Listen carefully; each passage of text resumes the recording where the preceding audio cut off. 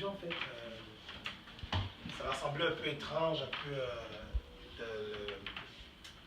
l'enseignement en tant que tel, mais je vous invite à ne pas banaliser certaines choses qui semblent rédimentaires dans la parole, c'est-à-dire certaines choses qui semblent basiques dans le Seigneur.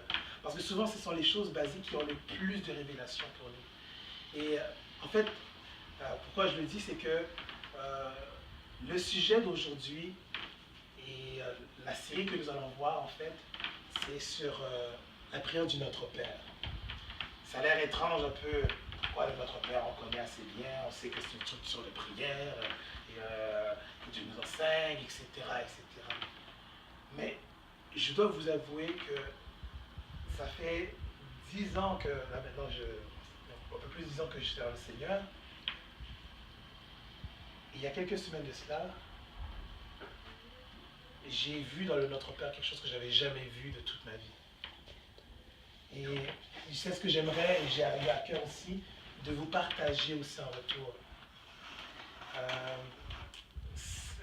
On va le voir sur différents volets. D'abord sur, comme il se doit, la structure en tant que telle. Pendant cela, je suis sûr que le Seigneur sera nous exalter, nous encourager aussi. Mais on va aussi le voir sur un autre volet. On va le voir sur, je pourrais dire, sur un langage prophétique de notre prière. Parce que, honnêtement, cette prière-là, vraiment, elle veut tout dire. C'est une lumière, hein? Ouais, désolé. Comme ça, c'est mieux.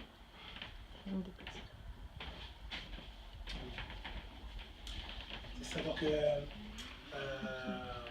c'est ça, donc nous allons le voir sur différentes valeurs. Aujourd'hui, on va le voir vraiment sur le côté structurel, parce qu'en réalité, notre Père, comme certains le savent peut-être déjà, c'est une structure que oui, on le récite comme une formule de prière que l'on fait parfois souvent à la fin de nos prières quand on finit ensemble. Mais c'est en même temps une structure que Dieu veut nous montrer, parce que Dieu, on l'oublie assez souvent que Dieu est un Dieu d'ordre. Et cet ordre-là doit s'exprimer dans tout ce que l'on fait dans notre vie. Dans la façon de gérer notre maison, dans notre vie personnelle. Et souvent, le désordre nous voile certains trésors de Dieu. Mais l'ordre, au contraire, nous révèle les trésors cachés que nous refermons parfois, que parfois nous avons. Et justement, dans la prière, c'est le même principe. L'ordre nous permet de mieux nous retrouver. Parce qu'imaginez qu'on vient dans le Seigneur, puis on est tout pêle-mêle dans nos paroles, ou quoi que ce soit. Même nous, on ne va même pas savoir, on ne va pas prendre conscience de ce qu'on dit. Parfois, on dit, de quoi tu as prié, j'ai oublié. C'est pas normal que tu as fini de prier, puis tu n'es même pas conscient de ce que tu as demandé au Seigneur, ou que tu as prié, puis que tu n'es même pas conscient de ce que tu as dit quelconque à Dieu. Alors, au contraire, Dieu nous veut vraiment, non seulement dans l'ordre, mais aussi éveillés lorsque l'on prie, lorsqu'on fait quelque chose pour sa gloire, parce que lorsqu'on fait un sacrifice à Dieu, parce que la prière c'est un sacrifice qu'on offre à Dieu, il faut l'offrir vraiment avec toute la conscience de ce que tu offres à Dieu et toute la qualité possible, sachant qu'on n'est pas parfait, mais du mieux que l'on peut. Et ce que Dieu fait, ce n'est pas forcément une phrase, une poésie que Dieu veut dans nos prières, c'est des paroles tout simples qui viennent du cœur, avec une sincérité qui l'accompagne. Donc, sans plus tarder, nous allons regarder vraiment ça un peu ensemble. Mais j'ai pensé bon qu'avant de débuter, qu'on puisse regarder un peu certains principes de la prière. C'est sûr que la prière, parce que le Notre Père est une prière en soi, c'est la structure de la prière que Dieu nous invite à voir, mais la prière c'est quelque chose d'assez vaste. Comment dire, et c'est sûr que s'il faudrait faire un enseignement, le sujet de l'enseignement d'aujourd'hui, c'est pas la prière en soi, c'est vraiment Notre Père, mais je pense que c'est quand même assez important de pouvoir avoir quelques notions de la prière pour savoir que avant de comprendre la structure, parce qu'il ne faut pas qu'on devienne mécanique dans le Seigneur, il ne faut pas qu'on soit comme des robots. Ok, au début, c'est introduction, développement, test, puis non, c'est pas ça. Donc il y a des principes de base qu'il faut qu'on connaisse dans le Seigneur. Je ne pense pas que que ça englobe toute la Bible sur tous les principes de base, mais je pense que c'est des principes qui sont assez importants pour bien débuter une relation solide avec Dieu. Parce que c'est le but que Dieu veut nous donner, une relation solide avec lui. Mais d'abord, j'aimerais qu'on puisse lire un passage. Vous savez, c'est dans le livre de...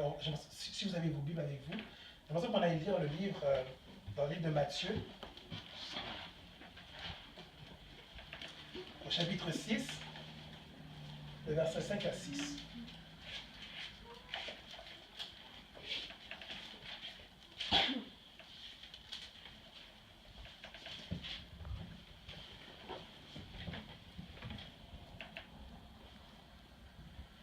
Matthieu 6.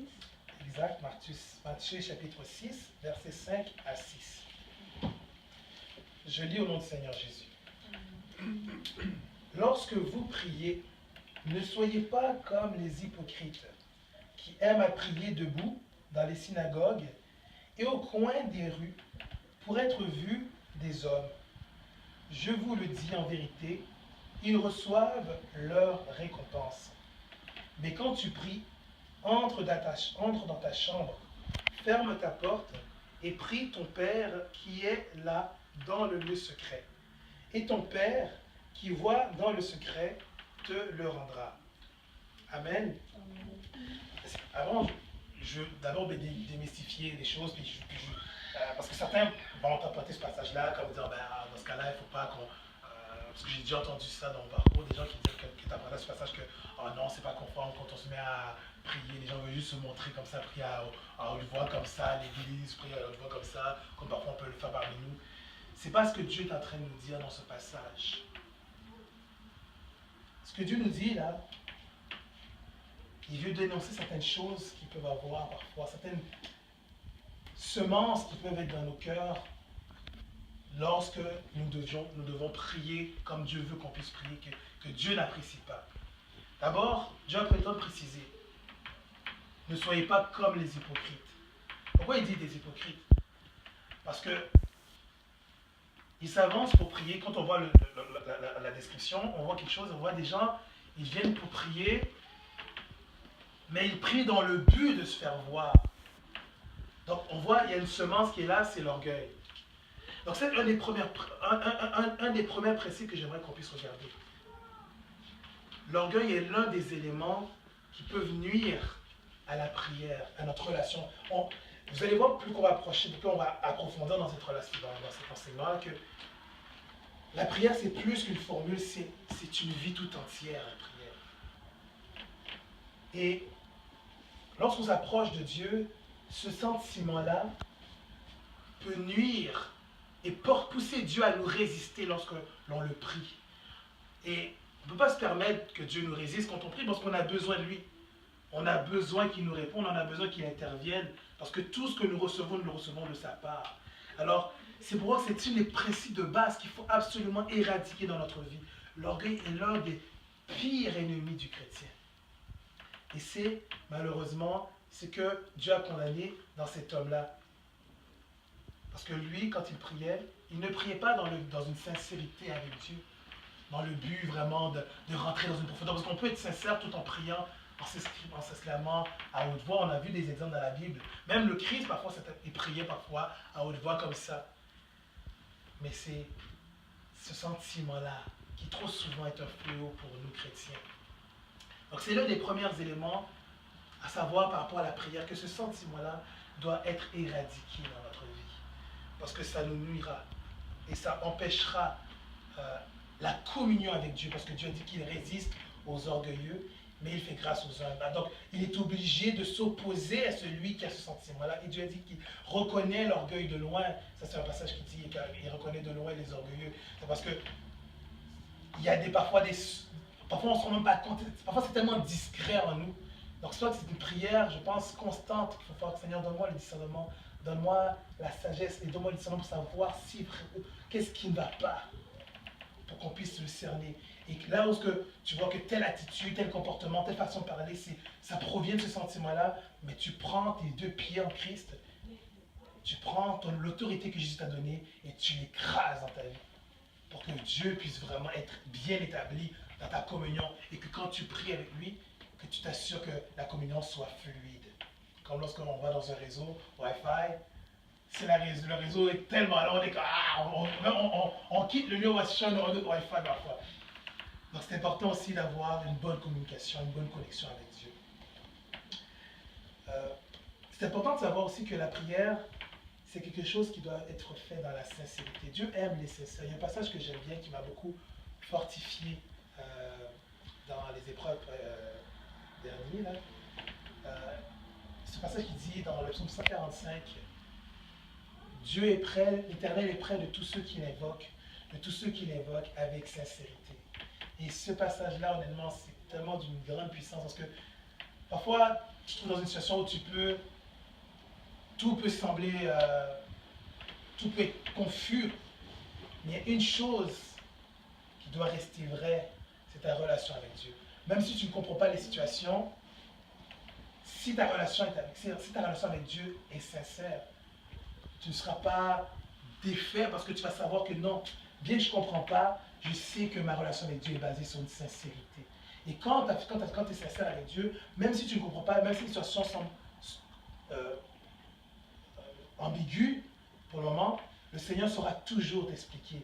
Le Seigneur saura toujours te montrer et t'enseigner sur la suite. Donc la base, l'important, c'est de savoir que la prière, c'est quelque chose qui doit se faire dans une sincérité et une discrétion avec Dieu aussi.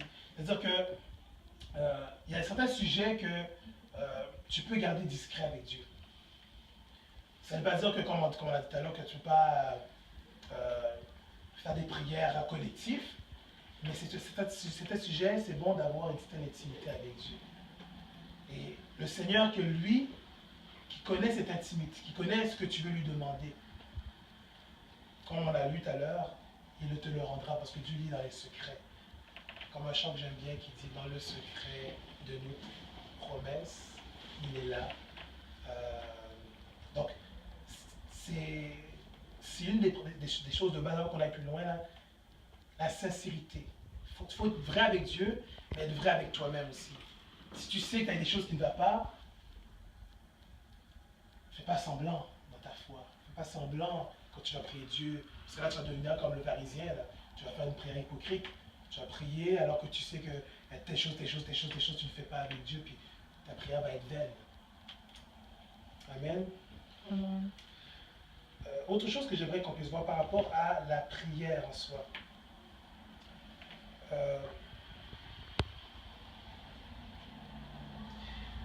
Comme on a dit tout à l'heure que Dieu est un Dieu d'ordre, et on sait que l'ordre amène la paix. Un pays qui n'a pas de loi, c'est l'anarchie. Donc de même aussi, c'est important d'avoir une loi qui nous régit pour qu'on puisse fonctionner convenablement ensemble, connaître nos limites, nos frontières. De même aussi, comme on a dit, on a parlé tout à l'heure que Dieu étant un Dieu de paix et d'ordre, c'est important aussi que, avant que tu t'approches de Dieu, que tu mettes de l'ordre dans ta vie. Si il y a des choses qui ne vont pas, ou avec une personne quelconque, tu vois dans un passage qui dit, je pense toujours dans Matthieu aussi, que si tu es indifférent avec ton frère, dépose d'abord là ton offrande. D'abord, il est ton différent, et après tu prendras ton offrande et tu t'approcheras de l'Éternel. Parce que, comment peux-tu prétendre aimer Dieu que tu ne vois pas, si tu n'aimes pas ton frère que tu vois?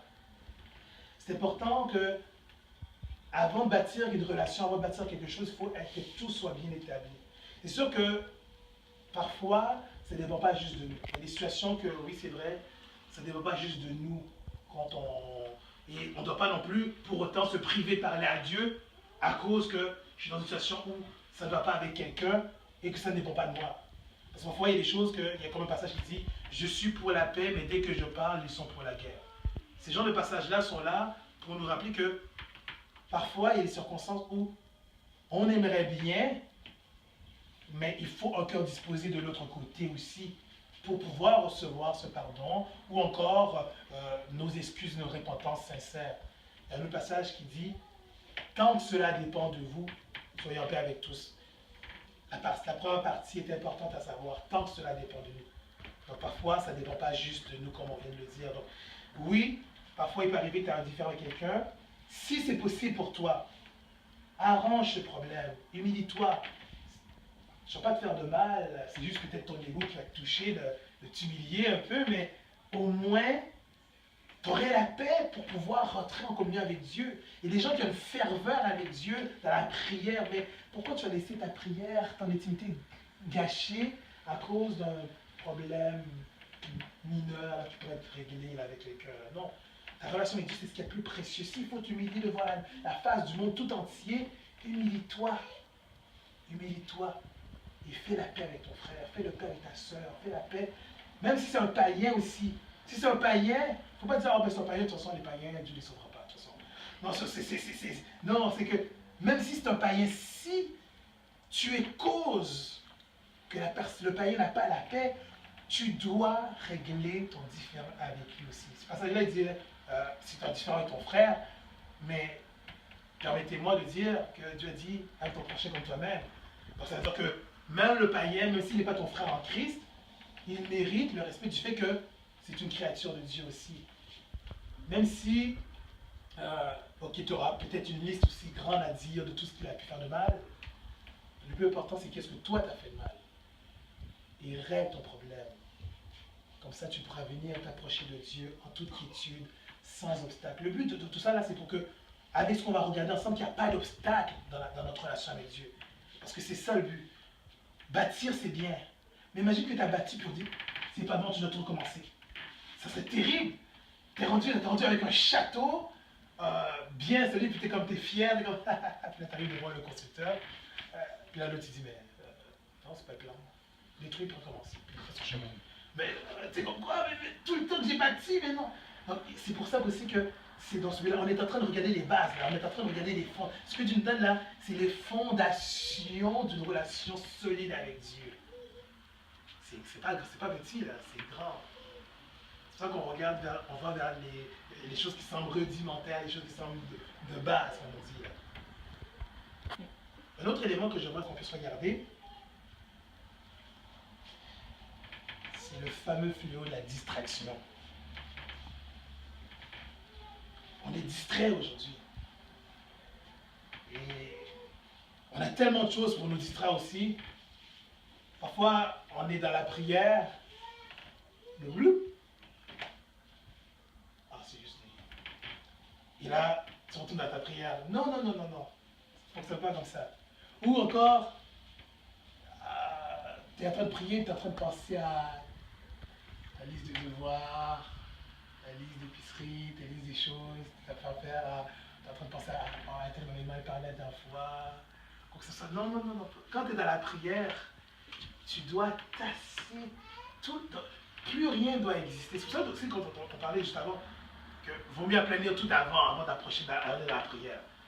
Pas que quand tu restes dans la prière, tu es comme en train de faire toutes sortes de scènes. Je parle à moi-même, parce que parfois il arrive que le problème est fini là, mais je me promène avec mon propre problème, puis quand je suis dans la prière, elle m'avait dit telle chose, comme ça. Non. Ça doit être tassé dans notre vie. Parce que les distractions, c'est un peu comme un bouchon dans un tuyau. T'as beau faire couler l'eau, ça ne passera pas. Même si tu mets l'eau au maximum, tu auras peut-être quelques petits faisceaux là. Parfois c'est ce qu'on ressent, on ressent des faisceaux. Et pourtant tu passes au moins 2 heures dans la parole, 2 heures dans la prière. C'est comme si tu avais rien, c'est comme si tu avais reçu l'onction de peut-être 2 minutes dans la prière. C'est du gâchis, c'est un gaspillage de temps. Puis je ne pense pas qu'on peut se permettre aujourd'hui de perdre notre temps. Le temps, je dis, pendant qu'il est temps. Aujourd'hui, là, il faut gagner le temps. Vous allez voir, plus vous allez avancer dans la vie, plus on va avancer dans la vie, avec toutes les responsabilités. On prend conscience. Même certains d'entre vous qui sont déjà travail, études, vous voyez que vous n'avez plus le temps. Vous ne vivez même plus. On vous demande ce qui est inhumain. Donc, on n'a pas le temps de perdre du temps quand on est dans la présence de Dieu. Il faut t'assurer que tu as du temps de qualité. Alors, la distraction. Non seulement tu ne dois pas la chercher, mais tu ne dois pas non plus la laisser venir à ta porte aussi. Parce que parfois, toi, tu fuis la distraction, mais parfois, elle vient frapper à ta porte et te dit « Coucou, je suis là ». Parfois, pendant que tu pries, les gens vont commencer à dire « Est-ce que tu as fait la chose ?» C'est pour ça que, par prudence, ce qui est bon, c'est de choisir, c'est de choisir les meilleurs moments pour la prière. Des moments où tu sais que tout le monde dort, ronfle correctement. Là. Des moments où il n'y a plus personne qui est là.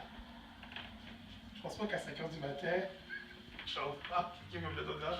Est-ce que tu as lavé les vaisselles? Au moins, tu auras la paix sur ça. Donc, au moins, choisir tes temps, choisir les circonstances.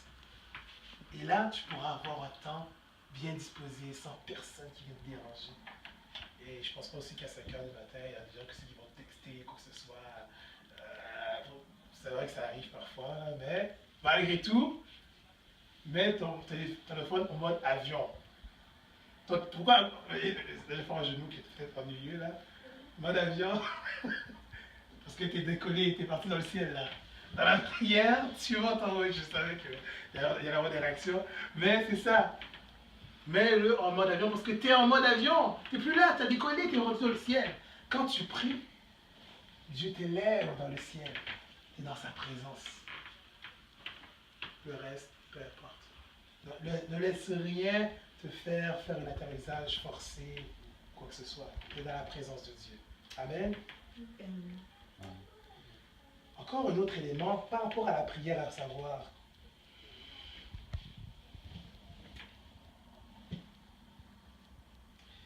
On a parlé de mettre en règle. C'est un problème avec quelqu'un externe. Mais c'est aussi de mettre aussi en règle les problèmes que tu as personnellement avec Dieu. Parfois, on prie Dieu, mais il y a des choses qui ne sont pas arrivées entre nous et lui. Je m'explique. Il y a parfois des gens qui prient Dieu et qui ont une frustration avec Dieu. Des gens qui prient Dieu et qui sont en colère après Dieu. C'est bizarre, ouais. Il y a des gens qui ont... Mais cette colère-là, ils la cachent parce que c'est à cause qu'ils ont vécu une situation, puis une frustration de quelque chose qu'ils n'ont pas reçu. Puis ils prient Dieu parce qu'il a la formule selon la formule, mais au fond, ils ont une colère avec Dieu aussi. Ou une frustration. Ou encore d'autres choses, tout simplement, un tort que tu as fait à Dieu. Ça aussi, il faut régler ça avec Dieu. Comment tu peux t'approcher de Dieu, Seigneur, donne-moi ceci, puis tu venais de lui donner un coup de pied juste avant. Mais non. Et je donne coup de pied, mais c'est plus que ça. Parce que lorsque tu pêches volontairement, on connaît ce que dit Hébreu, c'est un clou que tu mets dans les mains de Jésus.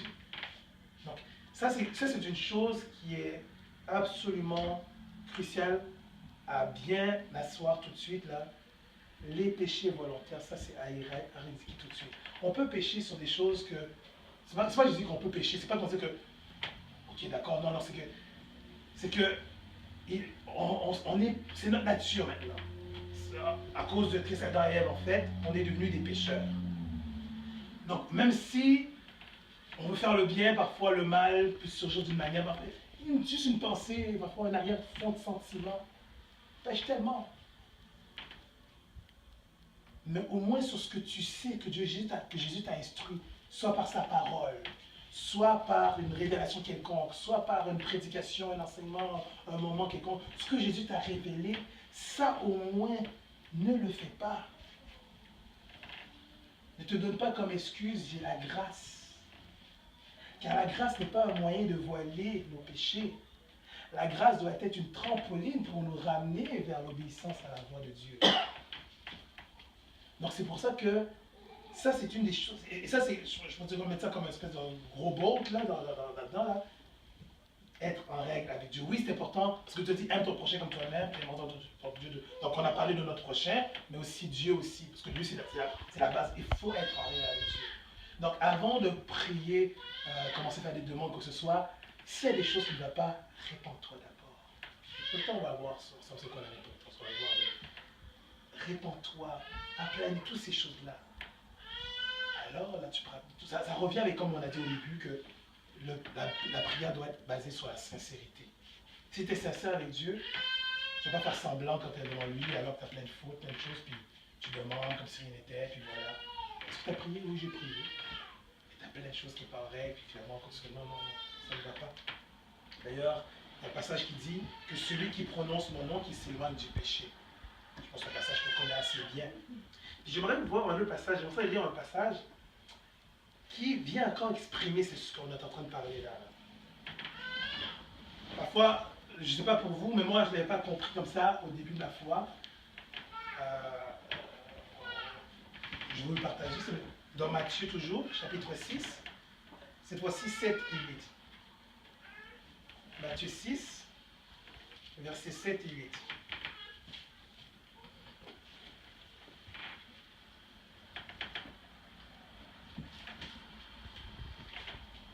Matthieu 6, versets 7 et 8. Amen. Du nom de Seigneur Jésus. En priant, ne multipliez pas de vaines paroles, comme les païens qui s'imaginent qu'à force de paroles, ils seront exaucés. Ne leur ressemblez pas, car votre Père sait de quoi vous avez besoin, avant que vous le demandiez. Avant que vous le lui demandiez. Amen. Ici, là, c'est pas pour dire que... Parce que ça, moi, de ce que j'entendais aussi, des échos, puis je n'avais pas compris une profondeur que je voudrais vous partager ici de ce passage-là. Mais ça me faisait voir que, ok, d'accord, parfois, il ne faut pas forcément demander toujours Seigneur, demandez, Seigneur, demandez. Toujours répéter les choses, quoi que ce soit. Je pensais que c'était comme quelque chose que ça pouvait, parce que certains aussi le pensaient, là, le pensent bien aussi, là, c'est que Dieu ne veut pas qu'on puisse toujours redemander les mêmes choses ou multiplier des prières répétitives, quoi que ce soit. C'est pas forcément ça que Dieu veut dire, puisqu'on connaît la parabole avec la femme veuve qui ne cessait d'harceler ce juge unique pour qu'il lui donne justice, qu'il lui fasse justice. Ce que Dieu est en train de dire, c'est quelque chose de bien particulier. On dit ne multipliez pas de vaines paroles comme les païens. On va s'arrêter sur le terme païen. Nous connaissons. Un païen, c'est quelqu'un qui n'a aucune relation avec Dieu. Et cette personne qui n'a aucune relation avec Dieu, qui n'obéit donc pas à Dieu et à sa parole, s'imagine qu'à force de parole, Dieu va l'exaucer. Non. Mets-toi d'abord en règle avec moi. Alors, quand tu prieras, je t'exaucerai. Et les gens pensent que Dieu, c'est une machine distributrice. Quand j'ai besoin, Seigneur, donne-moi, puis voilà. Je fais ma petite prière, puis Seigneur, donne-moi. Non. Dieu est ici, Dieu dit, pourquoi Dieu dit ne leur ressemblez pas? Ça veut dire, ne prenez pas le risque de mener la vie comme un païen. C'est-à-dire que vous êtes volontairement dans ce qui est mal, et vous me demandez comme si vous n'aviez rien fait de mal. En réalité, sachez que avant même que tu t'adresses à Dieu, Dieu sait déjà qu'est-ce que tu as besoin.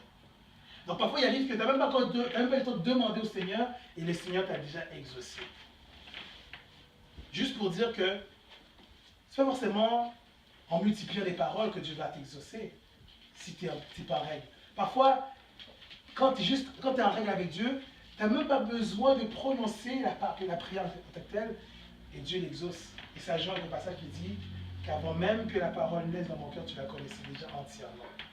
Donc, ça vient renforcer ce qu'on parlait un peu, juste un peu avant, pour dire que c'est important de se mettre en règle avec Dieu et d'être intègre, parce qu'on est en train de prier un Dieu intègre. Alors, comme on prie un Dieu intègre, il attend aussi de nous une intégrité avant de nous exaucer.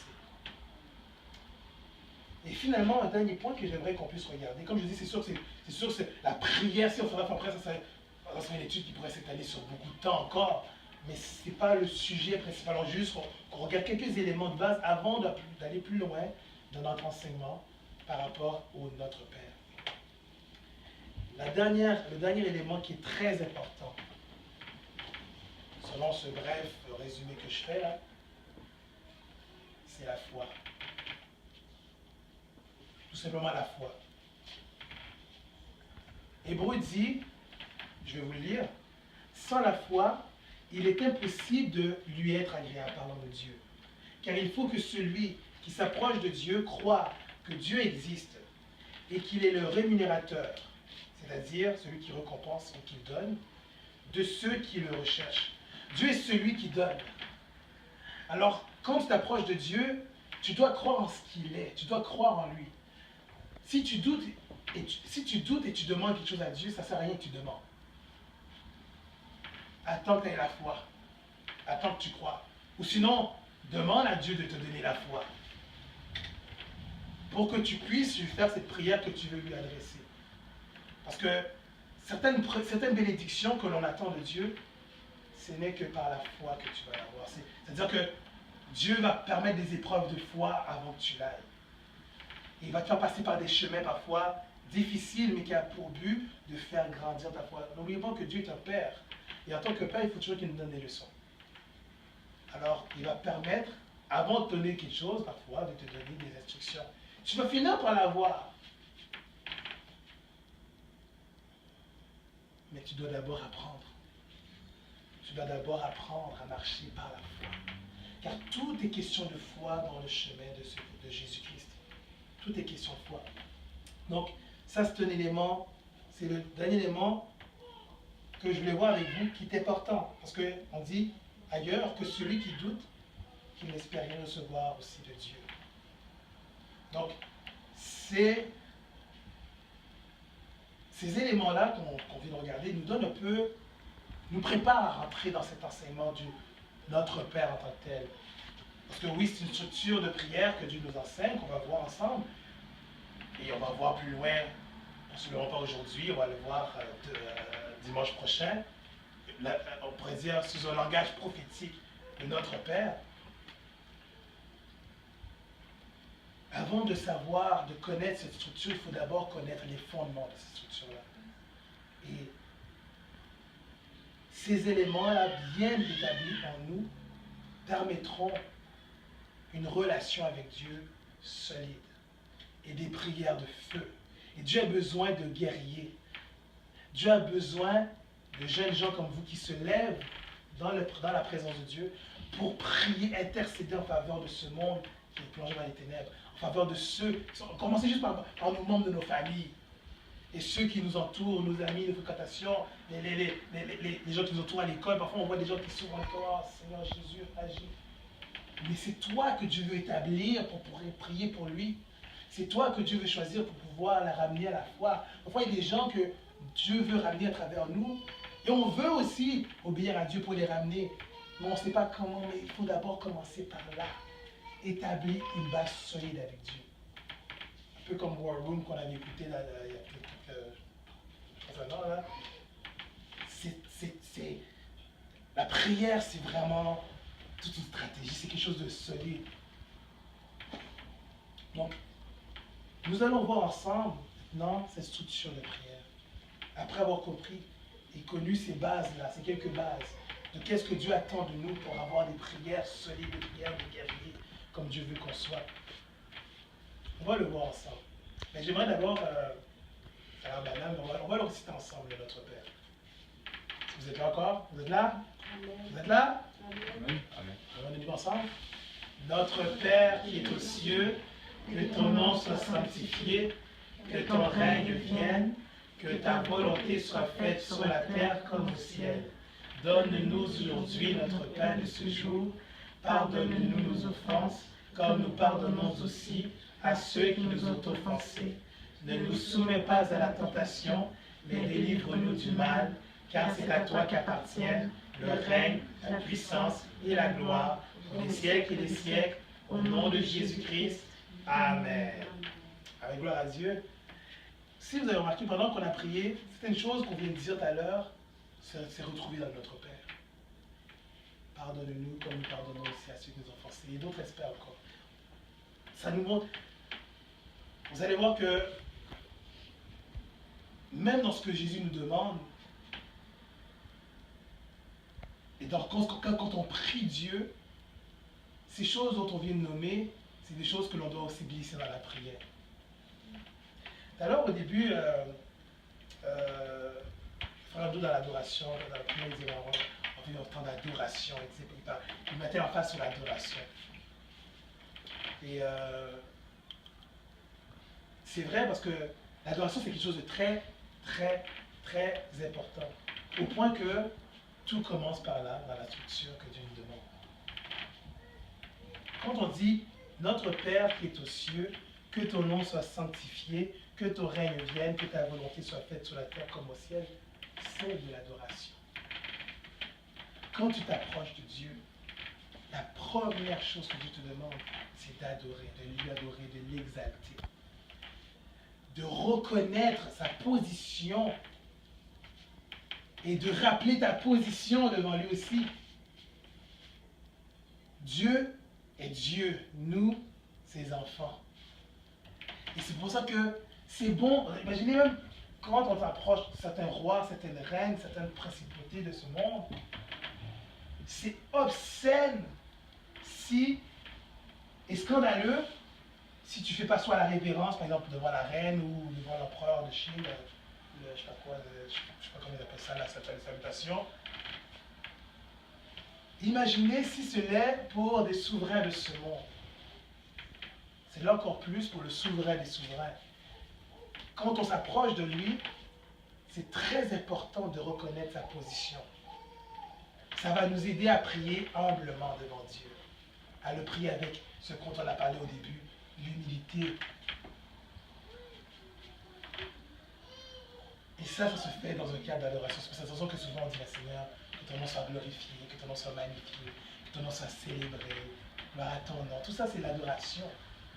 Il n'y a pas de formule toute faite, comme on dit. Ce n'est pas un poème, ce n'est pas des phrases toutes faites. Là. Non, tu parles à Dieu avec ta sincérité, avec les mots que tu as, pour lui donner gloire. Le plus important, c'est que tu rappelles. Oups, attention, ça peut-être s'afficher sur soi. La plus importante, c'est que tu te rappelles ta position face à Dieu. Et qu'on lui donne le respect qui lui est dû, la crainte et le profond respect qui lui est dû en tant que Dieu. Amen. Ensuite, la deuxième partie, c'est en 5 points. Je l'ai découpé en 5 points. Pour cette partie-là, ça c'est, pour aujourd'hui, on va s'arrêter vraiment sur la structure en soi, là, dans laquelle on s'est préparé avant d'y rentrer. Et la semaine prochaine, on va pouvoir vraiment regarder sur l'aspect spirituel de tout ça. Je pourrais dire, comme je disais tout à l'heure, le langage prophétique du Notre Père. C'est la révélation que moi j'ai pu avoir, que j'aimerais vous partager aussi. Le deuxième point, sur les 5 points qu'on va voir, c'est une partie qui dit « Donne-nous aujourd'hui notre pain quotidien ». Quand on dit « Donne-nous aujourd'hui notre pain quotidien », c'est qu'est-ce qui est essentiel. Pas de superflu, donne-moi le nécessaire. Vous vous rappelez qu'est-ce que Jésus a dit à Marie? Pas à Marie, excusez-moi, à Marthe, parlant de Marie.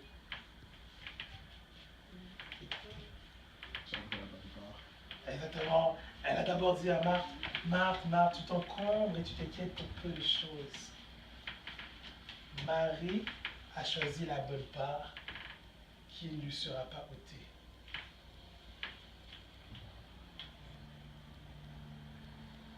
On n'a qu'un seul Dieu. Donc c'est sûr que pour te nourrir, pour tes vêtements, pour l'école, pour toutes circonstances, c'est lui, il faut que tu demandes, c'est lui, il faut que tu demandes, c'est sûr. Mais ce que Dieu te demande, et il t'exhorte à la chose, c'est que quand tu pries, mets d'abord l'emphase sur ce qui est essentiel.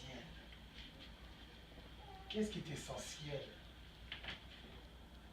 Moi, il y a une chanson que j'avais connue quand j'étais au Cameroun. Et puis c'était rythmé, là, c'était le revue du rythme. Mais ça disait Jésus, mon essentiel. Là c'était vraiment africain. Si j'avais trouvé la maîtrise, vous danserez tous là. Mais elle disait quelque chose qui était très intéressant. Jésus est mon essentiel. Puis Jésus, c'est tout ce qui vient avec. Sa présence, son onction, la sagesse, ses fruits, son caractère en moi. C'est ces choses-là qu'il faut d'abord demander à Dieu. Oui, bien sûr, sans oublier les autres aspects de la vie que tu peux demander au Seigneur. Mais ta prière ne doit pas être 90% les choses de cette vie et 10% les choses spirituelles.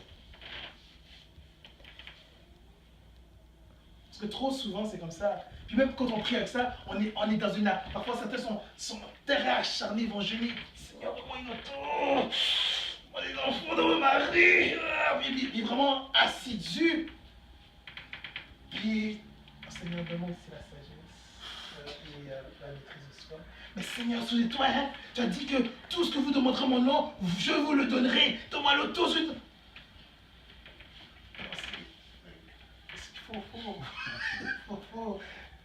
Faut être zélé, c'est sûr.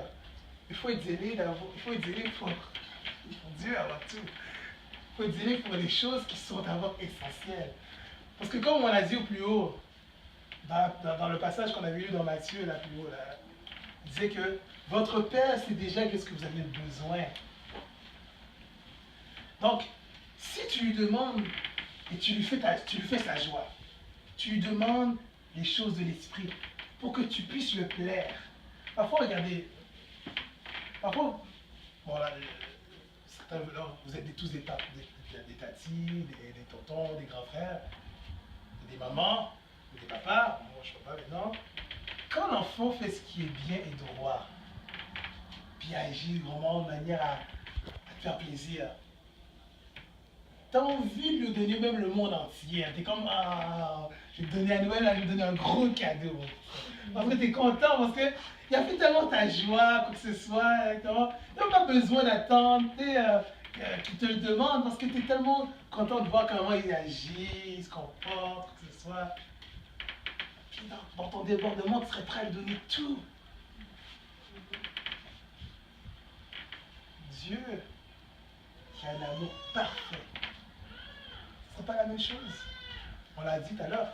On l'appelle Père. Il est là pour nous enseigner, oui, pour nous gronder, mais aussi pour nous récompenser quand on agit bien, nous encourager, pour dire bravo ma fille, bravo mon fils, je suis fier de toi. Dieu aussi est capable de donner des petites tapes à l'épaule, pour dire continue, lâche pas, je suis fier de toi. Ça fait du bien, ça fait du bien quand même, oui, c'est important qu'on se le fait dire parfois, bravo, lâche pas, continue, c'est encourageant. Et Dieu le sait, et il le fait aussi. Et il le fait aussi. Alors, c'est pour dire que quand tu demandes à Dieu, oui, on n'a pas d'autre Dieu, c'est à lui que tu demanderas si tu as besoin de l'auto, c'est à lui. Et il faut le demander au contraire. Avant toute chose, toujours prier le Seigneur. Je dis le prier, je dis prier sans cesse. Ça, c'est un passage, là, rappelez-vous qu'on va y revenir tout à l'heure la semaine prochaine, parce que ça va être un élément très important sur la prochaine partie qu'on va voir ensemble la semaine prochaine. Priez sans cesse.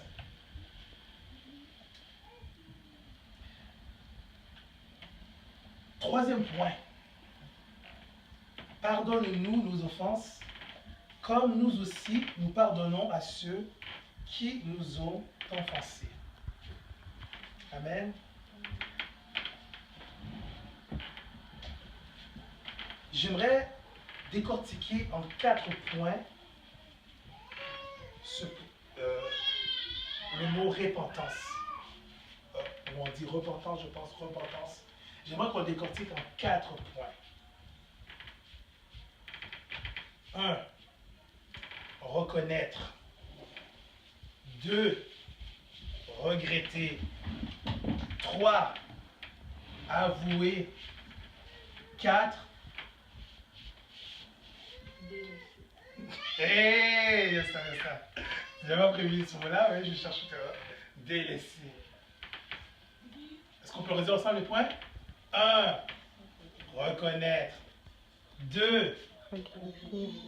3. Avouer. 4. Délaisser.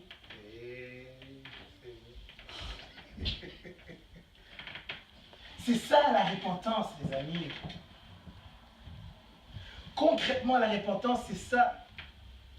Quand tu dis, je me suis repenti devant Dieu, puis tu arrives, Seigneur, je te demande pardon pour mes péchés, alors que dans ton cœur, tu es encore tout friand de la chose que tu as faite devant Dieu. Non, ça ne fonctionne pas. C'est pas complet. Il faut les 4 éléments ensemble. Sans ces 4 éléments, c'est pas complet. Bon, je vais dire quelque chose qui n'était pas une image pour aider à comprendre, mais c'est pas nécessaire. Mais juste pour dire, sans ces 4 éléments, ce que tu es en train de faire devant Dieu, ce n'est pas la repentance. On vient de le voir, la repentance, c'est quoi? C'était reconnaître, regretter, avouer et délaisser. C'est ça. C'est ça la repentance. Donc lorsque tu te répands devant Dieu, tu prends ce temps de repentance. Même pour t'aider si tu veux là, mets-toi à plat ventre. Vous savez, à l'époque, quand on disait prosterner, là, c'était ça, prosterner devant Dieu. C'était à plat ventre. Même si ta bouche prend la poussière. Oui. Tu es vraiment à plat ventre devant ton Dieu. Tu t'humilies, tu te mets à plat ventre devant lui. Cependant, si tu te mets à plat ventre physiquement, ton cœur ne doit pas être dressé. Ton cœur aussi doit exprimer ce que tu fais physiquement. Pour t'aider à faire ça. Reconnaître, regretter, avouer, délaisser. Donc lorsque tu demandes pardon à Dieu, ça commence là. Tu dois d'abord prendre conscience du mal que tu as fait. Prends conscience. Rentre en toi-même. Reconnais la chose. Ne sois pas inconsidéré. Oh, j'ai péché. La grâce est là. Non. Prends conscience. Une fois que tu as pris conscience, ça ne suffit pas. Parce que parfois, ils disent, ah, c'est vrai. Il y a des gens qui sont comme ça, oui, c'est vrai. Oui, c'est mal. Ok, d'accord. Ta dos tourné. Encore dans la même chose. Attends, mais attends une seconde. Tu veux me dire que tu veux prendre conscience? Ah, c'est vrai. Ok, mais là, il ne faut plus que tu recommences. Mais,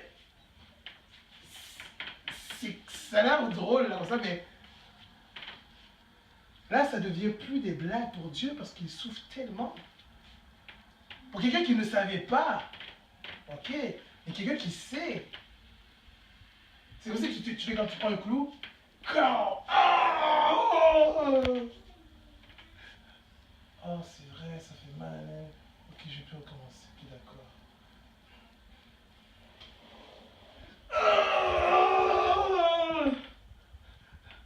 Oh, ok, oui, c'est vrai, c'est vrai. S'il faut encore la crier encore une 3e fois, ça va tellement vous déchirer. Vous dites oui, c'est ça que Dieu vit. C'est pour cette raison qu'il ne faut pas banaliser la chose. Reconnaître. Mais après, tu as reconnu. Pour que tu aies la puissance de t'en débarrasser, parce que le but à la fin, c'est de t'en débarrasser, hein, délaisser. Mais pour que tu puisses avoir la puissance de délaisser ça, il faut que tu le regrettes. Tu peux avouer qu'une chose n'est pas bien. Et c'est pas à cause que tu l'avoues que tu ne regrettes pas ce que tu n'as pas fait. Parfois, quelqu'un t'a frappé, la personne KO. Qu'est-ce que t'as fait? Ouais, non, c'est vrai, j'ai fait quelque chose de pas bien. Mais en même temps, tu es en même temps fier de ce que tu as fait parce que c'est comme parce que c'était bien fait pour lui. Tu n'as pas regretté pour le vrai. Il faut le regretter. Tu ne le regrettes pas forcément à la base parce que c'est quelque chose de pas bien. Parce que tu n'as pas envie de ça, que tu n'avais pas envie de ça, puis ça ne te tentait pas. Tu le regrettes parce que quand tu le fais, tu fais tort à Jésus. Quand tu le fais volontairement, tu crucifies pour ta part Jésus-Christ une seconde fois et tu l'exposes à l'ignominie, à l'opprobre, à la souffrance une seconde fois. C'est pour ça que tu regrettes. Ça, avant de pécher, rappelle-toi de Jésus. Rappelle-toi de ses souffrances. Rappelle-toi. Ça va t'aider à « je regrette ». Et à ne pas avoir encore un petit il y a cette attraction-là. Il ne faut pas se mentir. C'est vrai que le péché a une jouissance. La Bible n'a pas dit que le péché n'a pas de jouissance. Le péché a vraiment une jouissance. Cependant, cette jouissance-là, non seulement elle fait tort à celui à qui tu as promis fidélité, mais elle te fait tort à toi-même parce qu'elle te prive de sa présence. Et tu ne peux pas te permettre d'être loin de Jésus dans les temps difficiles de ce monde où nous vivons. Non, tu as besoin de Jésus pour ton salut, pour ta réussite, pour ton attachement à lui et pour les promesses qu'il a faites pour ta vie aussi et pour le royaume.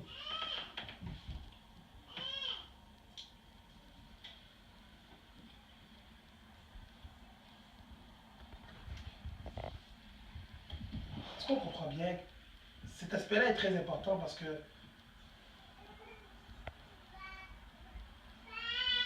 Dieu dit qu'il aime les cœurs contris et humiliés. Et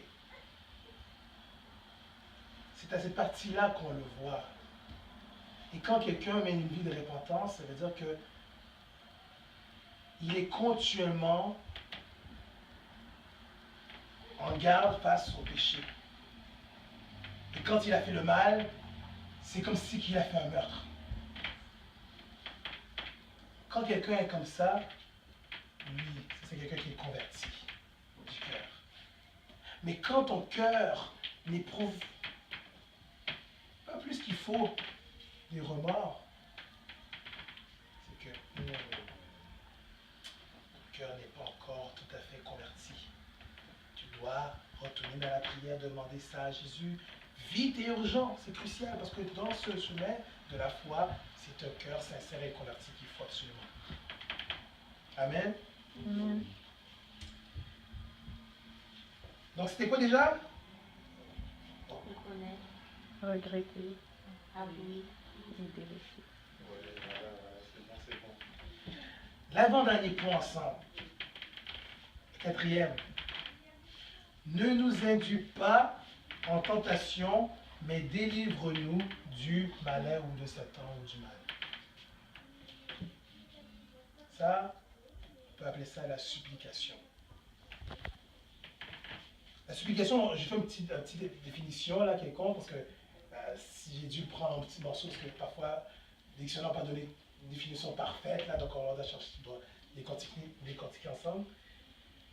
Définition: sollicitation vive dans une requête ou une prière faite avec instance à Dieu, avec soumission totale à Dieu. Ok. On va le redire plus tranquillement.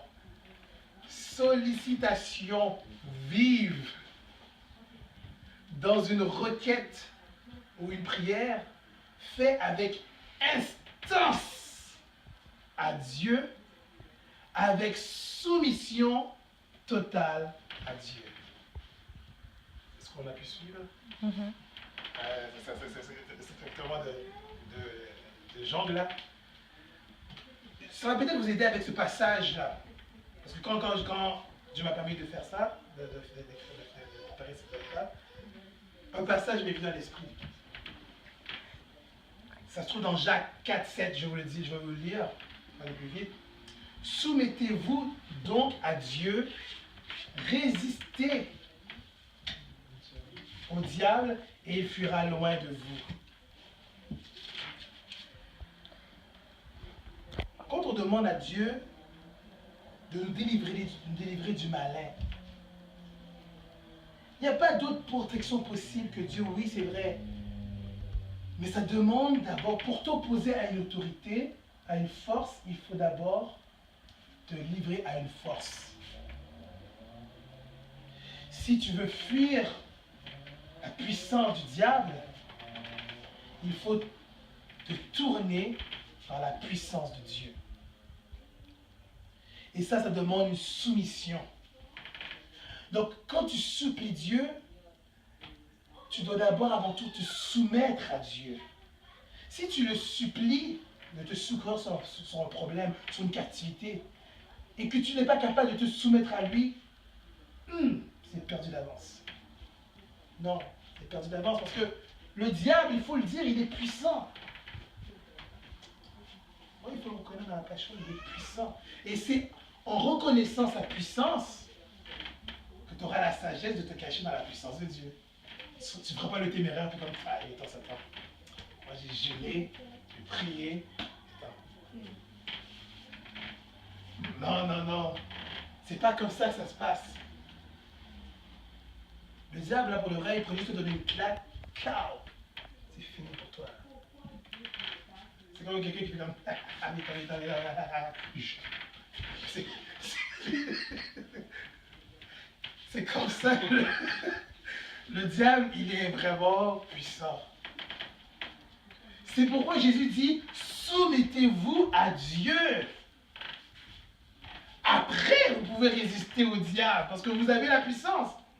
C'est comme, là, ça devient l'exemple de quelqu'un qui a son grand frère qui est comme un gros costaud bien carré, là. Comme moi, quand j'étais plus jeune, c'est pas bien ce que je faisais, mais il y avait un petit, on avait un on avait un petit voisin qui s'appelait, comment il s'appelait encore? C'était Alexandre. Un Québécois qui était là, la vie. Puis, il était plus vieux que nous. Il était au secondaire, puis nous, on était des petits primaires. Mais comme il était mince, un petit galet, ben, on allait toujours le taquiner, puis se moquer de lui. Puis là, il courait après nous pour nous frapper. Il était comme il est plus grand, mais il courait après nous pour nous frapper. Mais moi, j'allais chercher mon grand cousin Franz, qui lui était assez carré, là. Puis quand j'étais avec lui, il était comme... Franz a juste fait ça avec Franz. Puis pourtant, Franz, il est très pacifique. Vous le regardez, il est zen, là. Mais juste par sa carrure, il était juste comme... Alors l'autre, comment ça? Mais en même temps, vous dire, je te surveille, tu vas voir, la prochaine fois que tu es tout seul, c'est fini. Puis un jour, j'étais vraiment tout seul. Là, je criais, Franz! Franz! Franz! Là, je criais, Franz! Puis il courait, puis il commençait à me rattraper. Là, tes amis, les autres, ils ont juste sauté à la gauche, ils ont fait leur chemin. Moi, je dis, Franz! Et ce jour-là, j'ai pas trouvé Franz nulle part. Là, j'ai dû m'enfermer dans les boutiques. Parce que Pinop, c'est plein de boutiques, donc j'étais dans des boutiques. Pour m'enfermer, certains m'ont abandonné, ils ont fait leur chemin. Franz, il n'était plus là. Franz. Cependant, c'est comme ça. Le diable, face à lui, on n'est rien. Si tu te soumets à Dieu, alors Jésus sera à tes côtés. Alors là, maintenant que Jésus est à tes côtés, ok, mets-toi le diable. Alors là, tu peux le confronter. Là, tu peux l'affronter, là, tu peux le combattre. C'est pour moi que c'est une nécessité de se soumettre à Dieu. Quand tu veux la délivrance, il faut d'abord... Tu sais, parfois, il y a des gens qui viennent faire des prières de délivrance. Et parfois, il y a des cultes juste de ça. On entend ça parler, hein, des cultes de délivrance. On va faire des cultes de délivrance. Puis après, on voit les gens mettre la main. Oh non, Dieu t'a délivré. Oh non, Dieu t'a délivré. Mais, quand on revoit ces gens-là, dimanche après dimanche, c'est toujours les mêmes qui viennent chercher la délivrance. Et pourtant, tu n'étais pas délivré dimanche dernier? Pourquoi tu es encore comme ça? Et c'est comme ça, à chaque dimanche, c'est toujours les mêmes. On connaît pratiquement le scénario, on sait que ça se passe. Ok, d'accord, prochain, puis voilà, non, c'est... Ça nous aide à comprendre cette réalité-là. Que parfois, et très souvent, les gens n'arrivent pas à être délivrés parce qu'ils ne se soumettent pas à Dieu. Ils viennent chercher la délivrance par la prière. Dieu peut faire une saine opération, oui, je ne mets pas ça en doute, Dieu peut vraiment délivrer. Parce qu'il a eu compassion. Mais souvent, quand Dieu délivrait, parfois dans la parole, il disait, va et ne pêche plus. Alors tu demandes de te soumettre à Dieu. C'est ta seule façon de pouvoir garder ta délivrance dans ta vie, en te soumettant à Dieu. Et ça, c'est méticuleusement tous les jours de ta vie. Dans tout ce que tu fais en parole, en action, en conduite, dans tout ce que tu regardes, dans tout ce que tu fais, tu dois te soumettre à Dieu et éviter de te mettre sous la coupe du diable. Amen. Donc c'est une nécessité pour pouvoir demander une quelconque délivrance au Seigneur. Il faut demander au Seigneur de nous délivrer d'abord, avant tout. Si il y a des choses que, ça nous ramène à quelque chose qu'on avait vu au début, si les choses ne sont pas en règle avec nous, avec Dieu, il faut d'abord régler ça. Et parfois, sans même que pendant que tu le fais, comme parfois certains Dieu dit, mais allez à tel endroit pour vous laver. Pendant qu'ils y allaient, ils étaient déjà guéris. Parfois, juste en chemin, pendant que tu fais le processus avec Dieu, tu es déjà guéri de ton mal. Parce que tu as compris l'essentiel. Amen. Nous allons voir, et dans cette étape-là, c'est là hein, aussi, c'est aussi important aussi, prendre l'autorité sur ma vie. Parce que parfois, là encore, le but n'est pas de regarder la prière en soi, mais il y a différents types de prières. Mais dans ces moments-là, vous devez aussi, c'est là, vous devez prendre l'autorité sur le malheur dans votre vie aussi.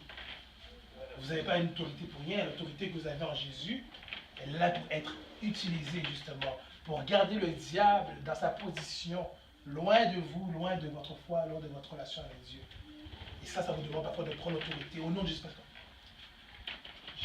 Je chasse Satan, Jésus. Je chasse. Non, c'est...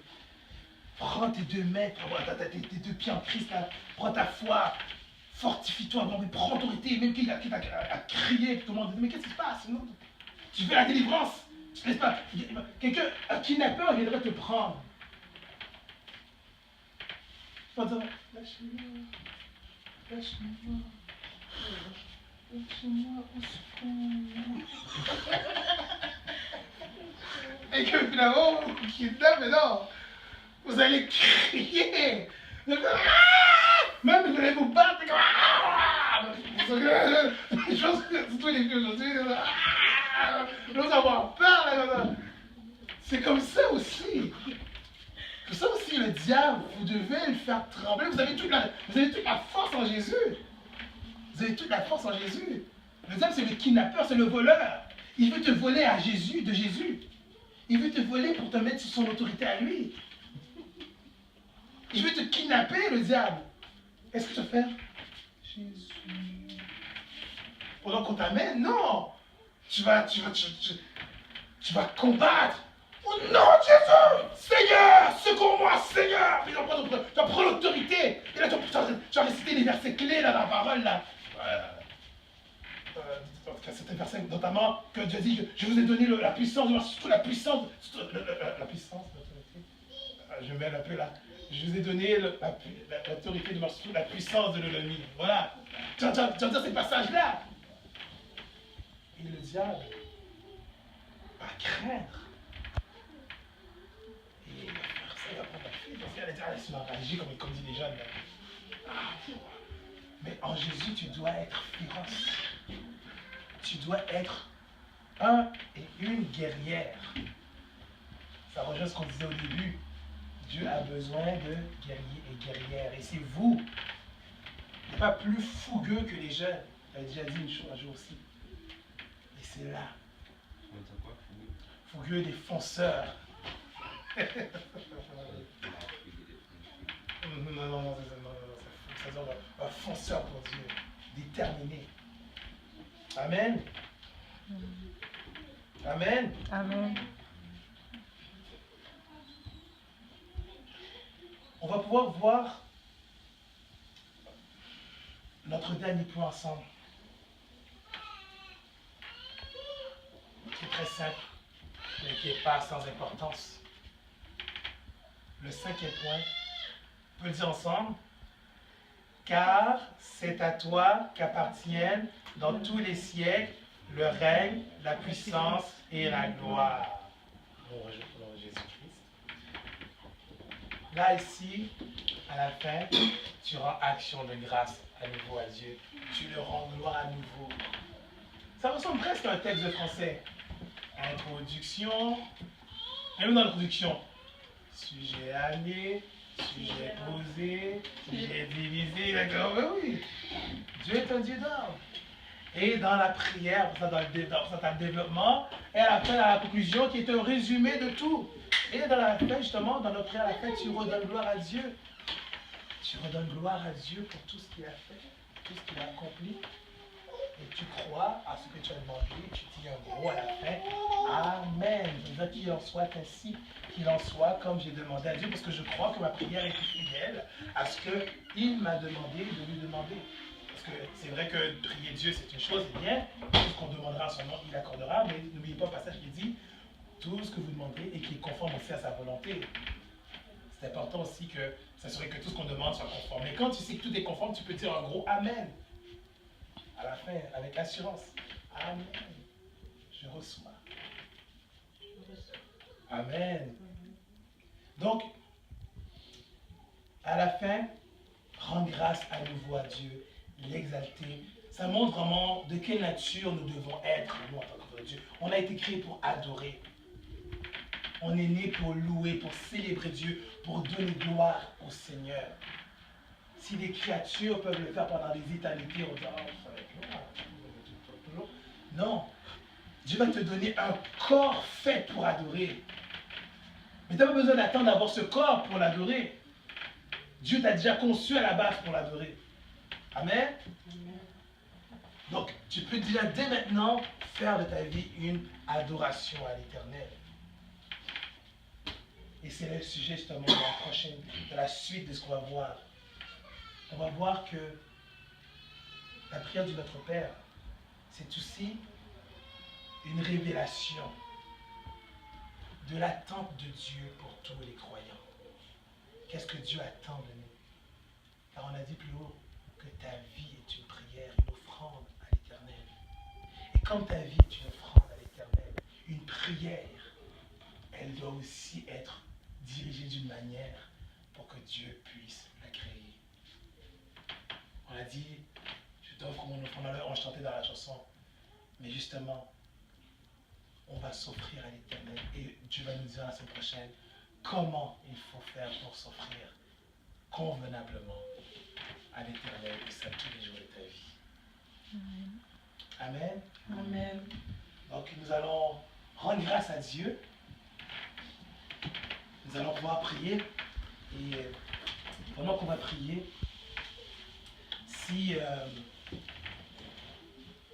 n'hésite pas toi-même aussi, si on peut même prendre une position d'humilité devant Dieu, si certains veulent se mettre couchés par terre comme on l'a vu plus tôt aussi là, n'hésite pas et on va demander au Seigneur vraiment de structurer notre vie de manière à ce que notre vie soit une prière à sa gloire, tel que lui le veut.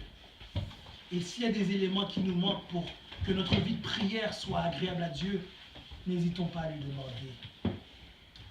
Prions notre Dieu